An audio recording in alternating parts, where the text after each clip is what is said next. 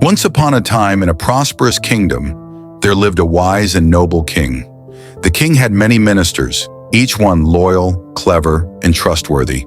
Among them was a minister who had a young son. The boy was clever, energetic, and full of ambition. One day the king decided to test the boy. He called him and gave him two kinds of metals. One was silver and the other was gold. The king asked the boy, "Which metal is more precious, silver or gold?" The boy looked carefully and answered, "Silver is more precious." When the king heard this, he became angry.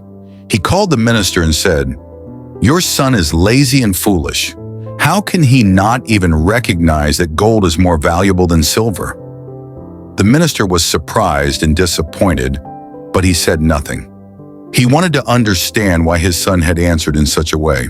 Later, the minister asked his son, "Why did you tell the king that silver is more precious than gold?" The boy smiled and replied, "Father, I answered the king that way because he already has so much gold. He collects it every day, and if I told him gold is better, I would not gain anything. But silver is something he wants to collect more carefully. By saying silver is precious, I can collect more silver, which is useful for us." The minister realized the cleverness of his son. The boy had answered not out of ignorance, but with curiosity and practical thinking. He understood the king's desire and acted wisely, thinking ahead about how to use his answer to benefit himself and his family.